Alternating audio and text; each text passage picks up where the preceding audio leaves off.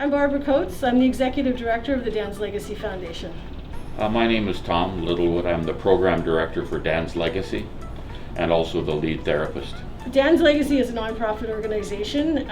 We provide trauma-informed and culturally sensitive counseling and life skills programs to young people who are dealing with mental health and addictions issues. What makes us unique is that we go to the youth wherever they are. We don't have a wait list, and our services are free. Dan's Legacy works primarily with youth aging out of care. About 40% of our clients are Indigenous. Another 30% identify with the LGBTQ community. And all of these youth are dealing with trauma-based mental health and addictions issues. Yeah, we work with about 250 youth a year. We were trying to bring it up to 300 to 350, but then COVID came up. And so before COVID, we had dinners on Sunday that basically were up to 55 youth coming into an area that was designed for 20 and feeding them a large dinner and food bank kind of services. Our therapists were basically going to clients to start with because a lot of the clients are so unstable or so dysregulated that they can't really make that first appointment themselves. That's why they're not able to access some of the other programs Fraser Health has or Vancouver Health, these other health authorities, because they're so dysregulated. So we get them started, and the goal is to get them coming in on a regular time for a session, but that sometimes takes a while to get them established. These kids are mostly who have aged out of care, and that's about 90% of our clients, and the average kid is probably about 21 years old. These kids have been went through trauma that got them into care, and then the government put them through sometimes 15 to 20 foster homes, and a lot more trauma has happened. They age out at 19. They have an average of grade 8 because they've been moved around in all these foster homes. They've got all this trauma, undiagnosed concurrent disorders usually that we have to figure out, and we try and see them for a minimum of 4 months, but the reality is some of these kids can only handle a couple of weeks at a time, and then they have to digest. So some kids take a lot longer to work with, some kids time out right away, but on average about 50% are able to maintain housing, succeed in school, keep their bed in a recovery house and succeed there with this 4-month intervention, because it's not just talk therapy. We have to provide an understanding of how the body works, because these kids weren't raised in a family, so they don't have any idea about diet. They think 7-Eleven is health food, and so we have to change a lot of stuff: exercise, diet, as well as the other things, because you can't just work on one aspect of them. We have to look at it holistically, since they've got such deficits in their life to start with. With COVID, we've had to slow down the intake process a little bit, because now we can't just go and visit them in their place anymore. We have to take them out for a walk, or we get them into one of the places that we do therapy, and we have to meet them at the door, take their temperature, record their information, make sure they have a mask on, bring them in. We've already sterilized the area they're going to be sitting. We sterilized the whole area, and after each client we have to clean it up again, and then go back and let another one in. So it's added a whole, now we're janitor/therapists. So there's a lot of work that's been added to us.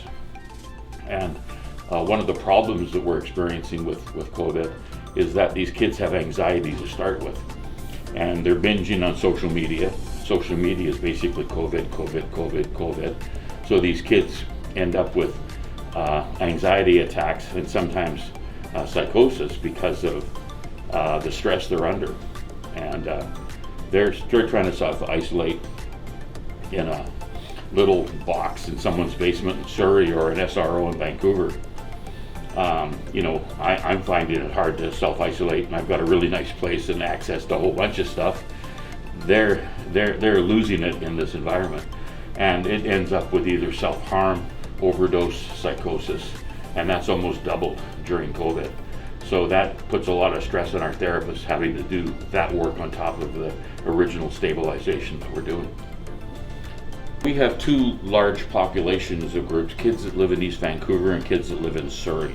Some live in New Westminster and Burnaby, but Surrey's the area that most of the young people work, even if they're receiving services in East Vancouver or in New Westminster, because the housing, especially basement suites in some of the neighborhoods, I don't think they're actually legal basement suites. Some of the kids are in some pretty weird little places, but they're a place and it's cheap and they can basically afford it. You got to remember these kids are living on $760 a month. And you even in Surrey, a box in a basement where you've got a room, this one guy didn't have a window, was $700. So it's, he has $50, $60 left to live on, which is almost impossible.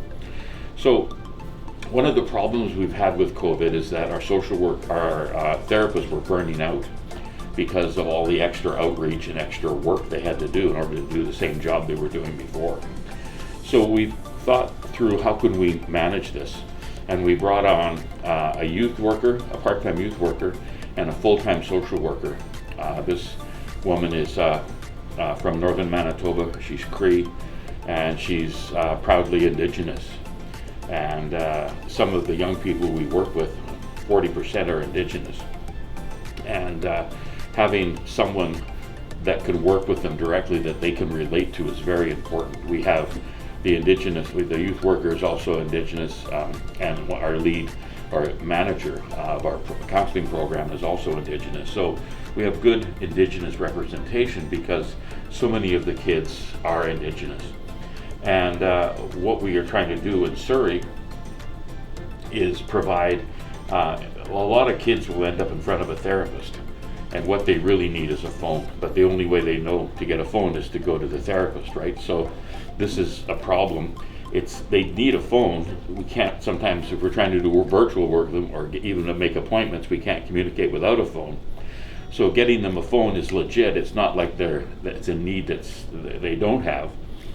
But it's better if the social worker and the youth worker are out front analyzing or assessing what's going on with these kids. So if they need education, they can go to one of our partners where we're working, like Aunt Leah's, and receive those services. Housing, the same.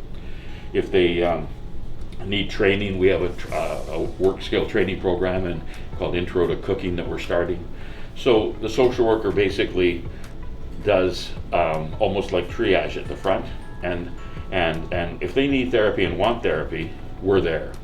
But if they really just need a phone and maybe food bank services, we're there for that too. But we've now done it in a way that it's not going to burn out our therapists, thanks to SurreyCares.